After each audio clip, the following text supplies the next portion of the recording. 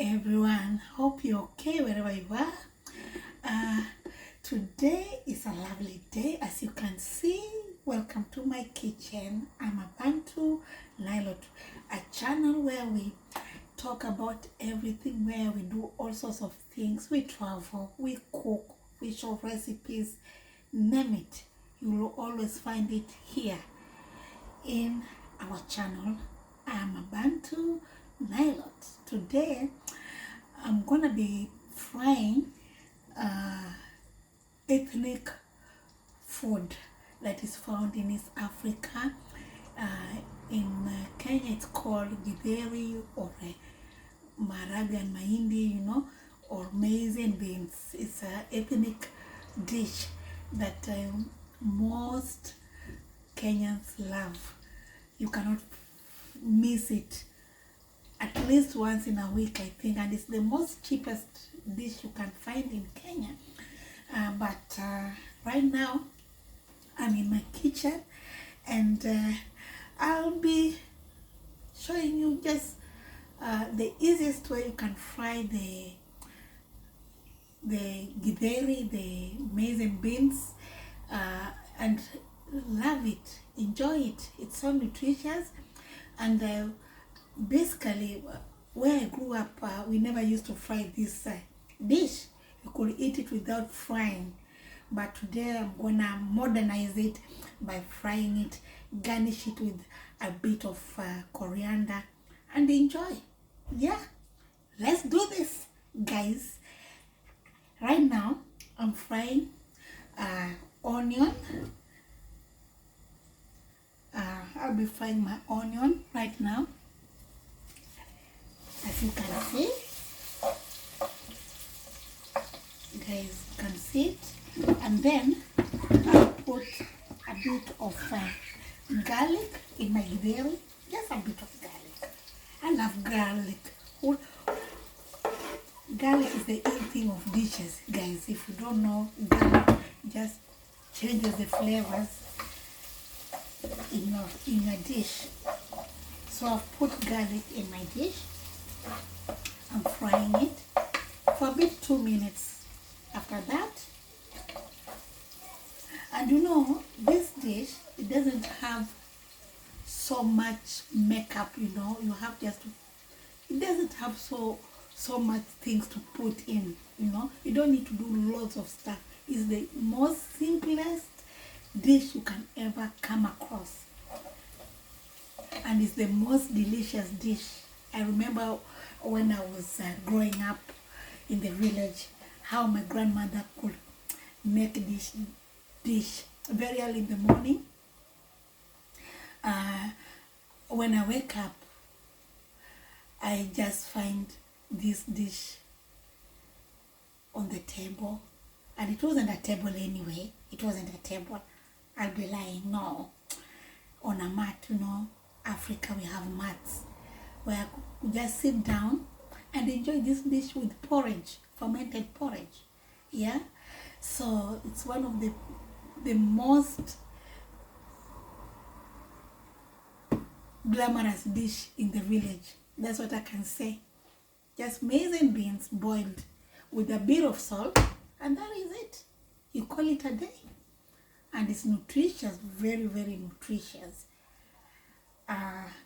And right now I'm modernizing it by frying it, which is not very good, because you need a bit of flavors when you're eating, and in the modern world, everyone wants to modernize everything. Right now there's technology and whatever. Even in food now, everyone is modernizing it, making it more glamorous with all these spices. But with this one today, I'm just gonna modernize it with a little bit of garlic. That's modernization. A bit of garlic, onion, and I'll put a bit of curry powder.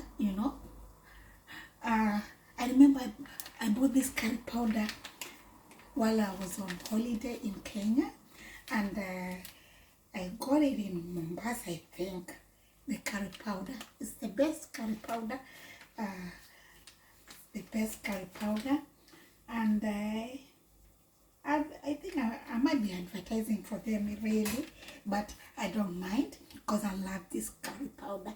It just makes your dish to taste so royal, if I may say. So royal.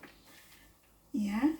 And the curry powder, it is from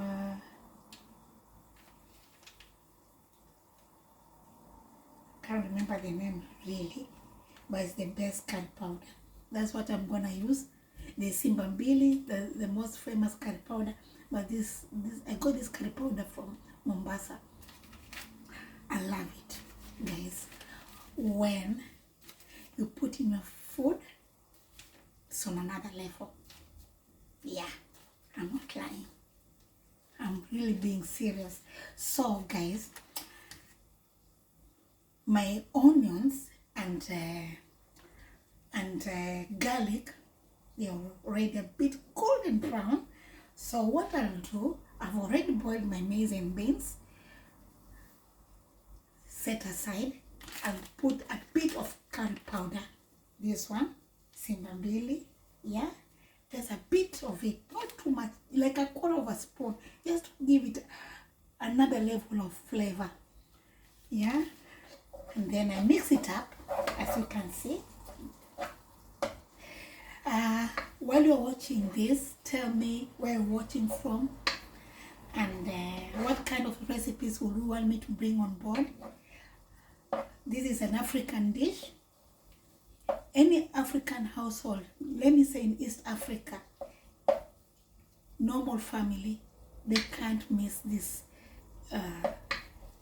maize and beans dish in their household. Okay, guys, so that's done. You leave the curry powder just to blend in with the onions and the garlic for a bit, and then, guys, I've got my maize and beans boiled together. Here it is, githeri. The Kikuyus call it githeri. The Luyas call it they call it amengere. And Luyas, there's so many Luyas, you know. We've got the Maragolis, we've got the Dahos, we've got the Wanyores. It's just the same thing, amengere. Some call amengere, some call amengere, you know, that kind of thing. And the Luos call it nyoyo. The Kikuyus, as I said earlier, githeri. Guys, how do you call it in Swahili? Maize and beans cooked. How do you call it? Tell me how it's called. I'll appreciate. Let me see it in a comment. Okay, right now I'll put some table salt, just a bit of it, because remember, guys, curry powder has salt in it, natural salts, so I don't need to put too much salt in this. I just put a bit of it, and I'll use my spoon, my teaspoon.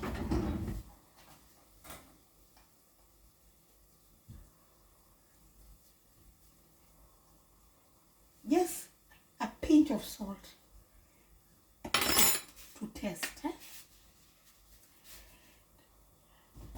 That's called modernization of githeri.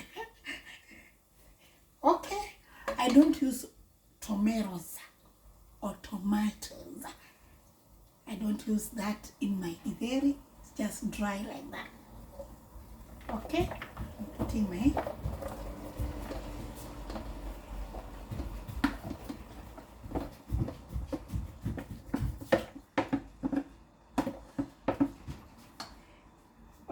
then I'll mix it up.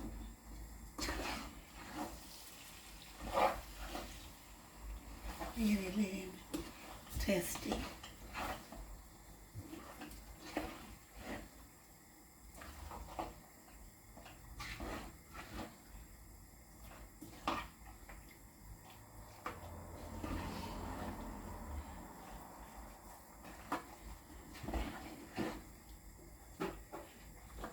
So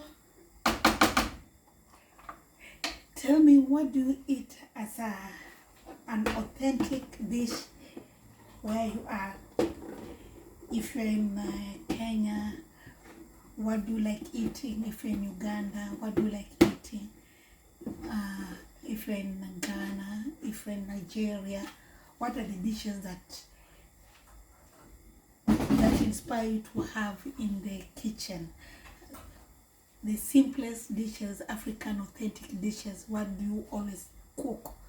Especially when you have kids around or you have visitors and you just want them to snack. I think this is the best because no calories, no nothing. It's just the best dish ever. So I just want to hear your comments down below. Tell me what are the dishes that you do eat in your region. And you can share your dishes with me. And let's have a discussion right now in the comments section down there. And as I told you earlier, this is all about modernization of dishes. And tell me, East Africa, especially Kenyans, I think, they love their roiko, which was a mix. They love their roiko. So in this dish, I'm going to modernize my githeri with a bit of roiko, which was a mix. I just put a teaspoon of roiko just to give it another level of flavor, you know. If you know what I'm saying, it's just about modernization. You know, even in our dishes, we've got to modernize the dishes. So today, I'm modernizing my githeri with a bit of roiko, a bit of curry powder, and what else? I said the garlic and onion. So I'm gonna put roiko mchuzi mix. Just a teaspoon of roiko, guys. Just a teaspoon of roiko. So guys, what I always do with my roiko, especially when I'm doing dishes, I like to make a bit of paste, not just put in the food like that. A bit of paste and then put in the food. The paste, I just use water, just a bit of water, a bit of paste. I paste it up, put in the food so that it doesn't look lumpy in the food. So right now, I'm gonna get a small dish so that I can make my paste. And I already have my teaspoon right here, and this is my roiko. I just put 1 teaspoon of roiko. Look at it here. And it's so simple, guys, nothing much anyway. And I just put a bit of water. This is water, so I just make a paste out of it. Not too much water, just a little bit. Let me say 2 tablespoons just to make a nice paste of roiko mchuzi mix. As you can see, this is a paste of roiko mchuzi mix. Yeah. How do you call roiko in your region? I know it's roiko mchuzi mix. I remember my grandmother used to call it araigo aramjus. She could not pronounce roiko mchuzi mix. So you guys, how do you call roiko mchuzi mix? Because roiko is more of English. Mchuzi is Swahili, which means soap. Mix is a blend, you know, mix.